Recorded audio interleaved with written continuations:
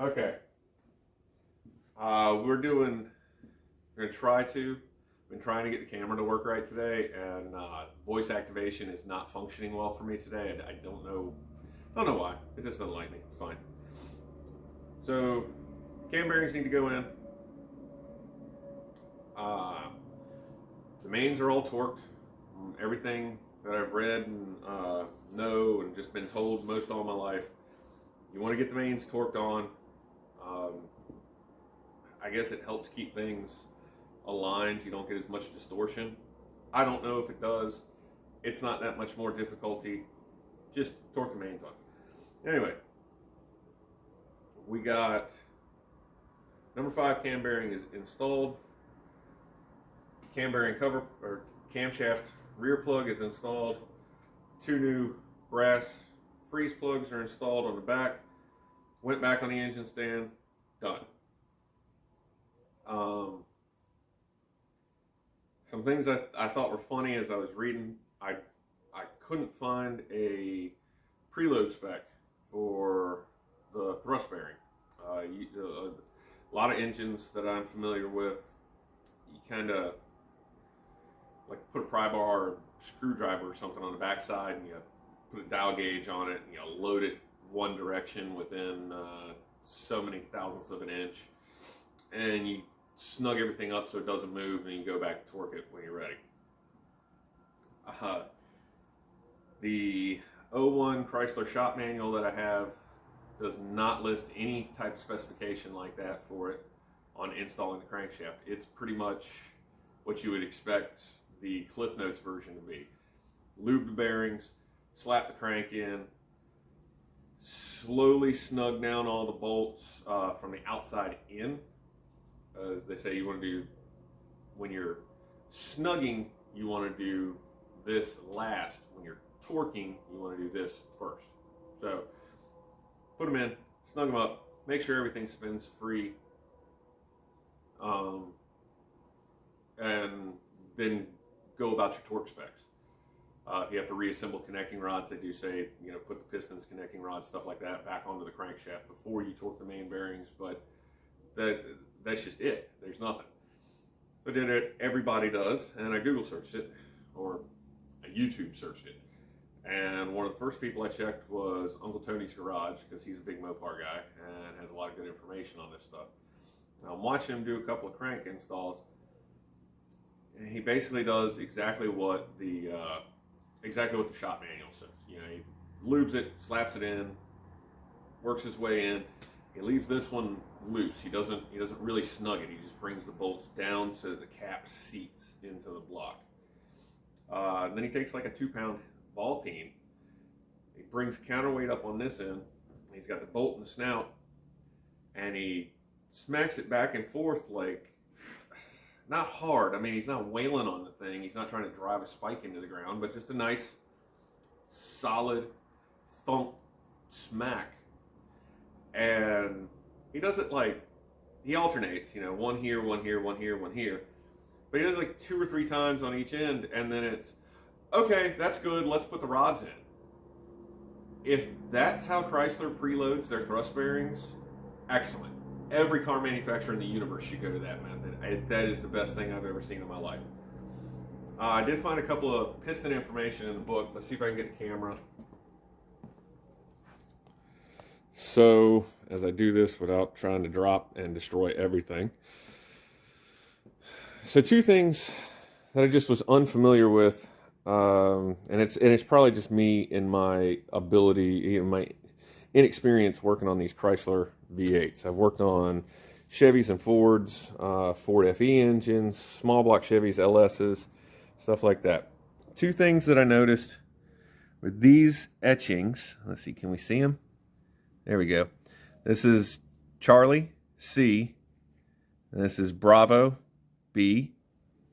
And then on the tops of the pistons, there's this, and it appears to be the number 4, and it is cast into the piston. It is not etched or stamped. And the letters underneath the pistons kind of threw me off, as I started thinking that maybe this engine, since This is the only one that's different. This is the only one that's Bravo. Everything else is Charlie.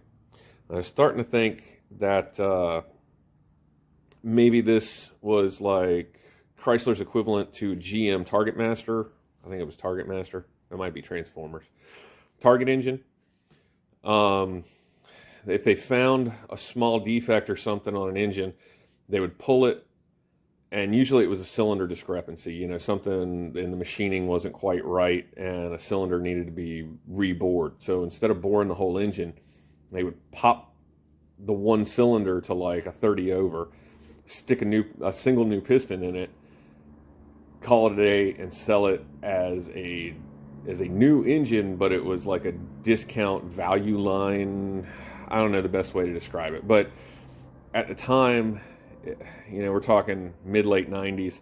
At the time, those engines, like a Reman 2-bolt main 350 was $700, $600, something like that. New crate engine was right around double that. Well, these Target ones fell in between the two. So you were getting a new GM engine for a little more than a remanufactured engine, but a little less than a brand new crate. Anyway, that's what I was kind of worried about with these. The number 4, the only numbers I'm used to seeing on the top of a piston are generally etched in, and they designate if the piston is overboard or not. Tried to look some stuff up on pictures and whatnot. Let's see, where am I at? Okay, so here in the book is the corresponding letter. So basically, these are all just to designate slight differences in cylinder bore diameters. So that's it. So I've got one cylinder that evidently is a little tighter in clearance than the rest of them. That's all. As far as the number 4 is concerned, the only thing I can come up with on that is that is got to be the directional arrow. I've seen some pictures online. Can't really find anybody talking about it. I've seen some pictures online where some pistons appear to have them, some pistons do not. But you know, forums these days, when you Google search something, they're not always the most helpful unless you want to sell your soul to them and join up. And I really don't. I'm just looking for some quick, easy information. So I'm going to say that this little 4 here is actually my forward-facing arrow. So I just got to remember when I put the pistons in that each one, the number 4 goes front. These are all the old rings, so that's why they're just kind of laying out like that. We've got new stuff over here, rings, bearings, all of that. And I guess if I'm going to put the crank in today, I'm going to have to go over into one of these piles where I put my gaskets and find the gaskets. So, yeah, let's get started on that.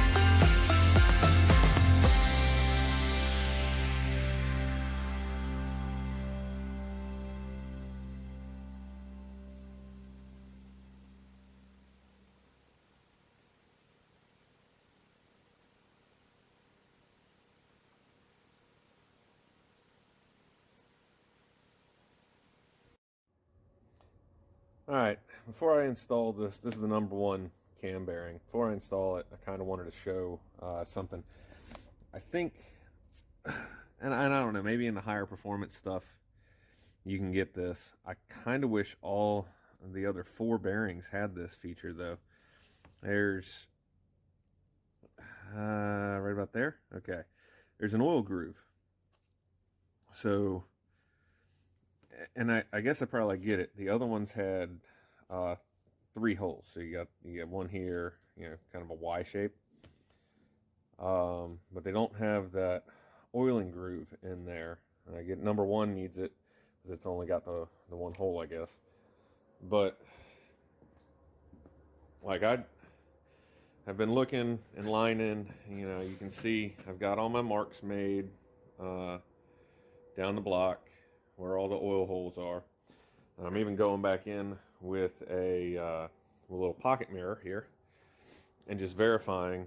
And it's one of the nerve-wracking things about cam bearings. I don't really know what the tolerance of the machining quality of the bearings where they put the oil holes, the size of the oil hole in the bearing in relation to the size of the oil hole in the block, how precise they were with getting these center holes drilled out. They just go straight down into the cam. Well, down from this perspective, it's upside down, so straight up into the cam. How much tolerance is there? And on all of these, I would say I've got a solid 90 to 95% of the hole exposed. I get, if I put my flashlight down, I get good light through here. Like I say, with the mirror, I can see nothing's overly blocked up. Just kind of wish it had that oil groove, because then if you're off just a little bit, you'll have that channel. So, these are pretty big holes, a 1/4 inch or so. I haven't measured them, but you would have that groove. So there's no, if you were only lined up between this hole and the block hole, let's say 80% instead of getting into the 90s, percentage wise, you would have much better oiling overall, because it would be able to just come, it would have that channel. It would be able to move itself around. As it kind of stands, I feel like the ones, let's see, I don't know if you can see it down there. Kinda. Well, there you go. There's one hole there. There's one hole there, and then the other one's at the top. I guess those kind of pocket out and hold oil to some extent. I don't know. Just something I noticed right before I threw this bearing in, so I figured I would mention my opinion on it. Also, something that may be, I don't know, controversial or doesn't matter, or whatever. I drop a little bit of assembly lube. That's what I'm using on the outside of the bearing shell, and just run my finger around here with some assembly lube as well before I drive the bearings in. I don't know if it helps. I don't know if you need to. I've seen some people just wail on them and go. Other people, I guess it depends on your level of trust with what you're doing. Cam bearings always make me nervous.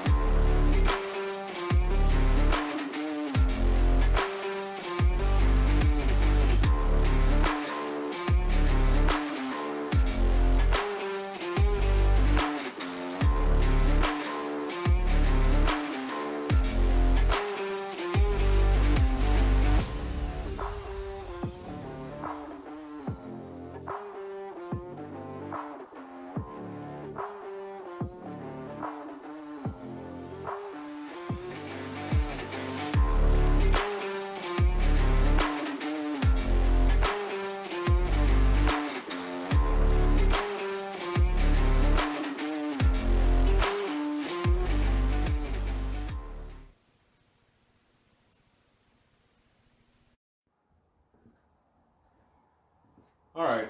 I was going to drop pistons in it today, but I found out a neat thing, and it's my fault. I didn't even think about it.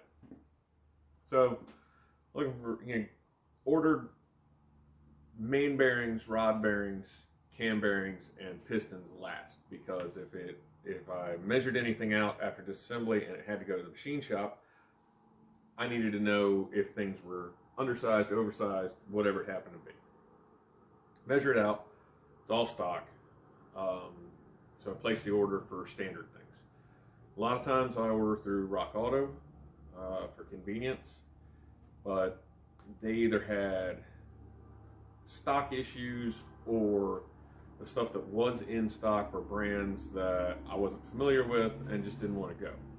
So I went over to Trusty Summit, and boom, everything's in stock. Summit, Hastings rings, sealed power, bearings, everything's good to go. First snag I hit, absolutely my fault. Didn't even pay attention. Ordered aluminum main bearings, so had to wait a couple days to get the tri-metals in. Not a big deal. Cranks in, torqued, gooped. You got to put sealant for the rear main. Everything's good to go on it. It's nice. So I'm getting ready to throw the pistons in. Open up my Hastings rings. Just double check that I know where top of the ring is, things like that. Check the end gap. Everything's fine. Get ready to load the oil ring onto the piston, and it won't fit the groove. So I didn't pay attention again because I didn't know. It didn't occur to me that it would even be a situation. You can get piston rings with a metric or a standard groove height, depth, whatever it happens to be. But basically, so I get the ones that Summit says they have and fit the engine, go to put them in. And the oil ring, the waffle one, won't physically fit into the groove. It's taller than what the groove is. And so then go back, try to figure out, okay, did I make a mistake? Where does it fall? Start looking, and it's like, okay, well, there's a metric and a standard. Nothing says check it. Fun times. So probably gonna stop filming for today now, because there's no point. The only other thing I can really do is go in and put freeze plugs in, and that's not extremely interesting content. I mean, not like anything else is, but it's not extremely interesting content. I think I might try to get the oil pump drive bushing in, get the freeze plugs in, and then I'll go back to doing cleaning and prep work and stuff, because I've still got to get intake manifold needs to come out and be wiped down, dried out, so that it can be media blasted, and the valve covers and the oil pan need to be washed out from being media blasted. So that's where we're at. Gonna stop it and hopefully make a little bit of progress on this.